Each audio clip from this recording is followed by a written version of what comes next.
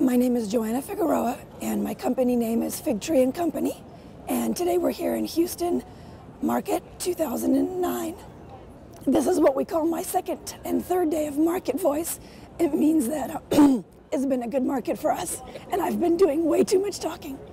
Unfortunately, we wouldn't find much in my refrigerator right now, although my father, who always takes care of the kids when we're here, may have stocked it with all sorts of good stuff. But in our fridge, before market starts, there's usually jam and ham.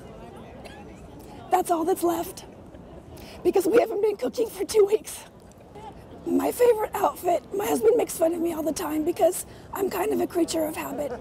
And when I find something that I like, I buy 5 or 6 of the same thing. So I have 6 pairs of the exact same jeans from Old Navy, and I have a top that I love from J. Jill, and I have it in 8 different colors. And that's pretty much what I wear every single day. It's a cropped t-shirt, like a nice fitting t-shirt, and I have it in every color that they ever come out with every season. It's kind of boring. I love scarves, so I add little scarves to things, and that's it. My decorating style, we have a name for it because over the years people have asked us to describe it, and we named it Fresh Vintage about the second year that we were in business, because we found that it was a little bit different than what anybody else did. It's all very cream based, but it uses soft tones from a kind of a vintage palette, so we thought it's a great mix of using old colors but renewing them and kind of updating them for today's style and today's home. So kind of our whole look and our whole style, we call it Fresh Vintage.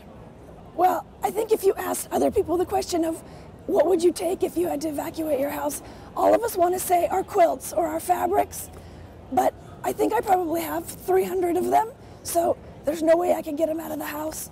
So I'd have to say we have really old pictures of my grandparents. I emigrated when I was 8 from Poland, and over the years our family has sent kind of, groups of pictures, really old pictures, and I've accumulated an album of my great-grandparents and my grandparents and all black and white pictures. I think I would take that because the quilts, if I had to, I could make them again. But the pictures, well, that's actually a question I get emailed a lot. I get people emailing me and calling me a lot, asking me, how did you start? How would I start? How do you recommend getting started in fabric design? A lot of times people say, how did you get into Moda? But I think the thing I say the most often is, I think in our industry, well, probably in any industry, but the most important thing is to find a look that's your own. I think it's tempting to try and be somebody else that you admire or somebody else that you feel like, oh, that's just really beautiful. But so my advice is always find your niche, something that makes you unique and different, and then give yourself to it completely and say yes to any opportunity that comes your way. I said yes to all sorts of things that I had absolutely no idea how to do, and then figured them out as I went, because if I'd said no, who knows if those opportunities would have come after I'd figured it out on my own. So those will kind of be the 2 things that I would say.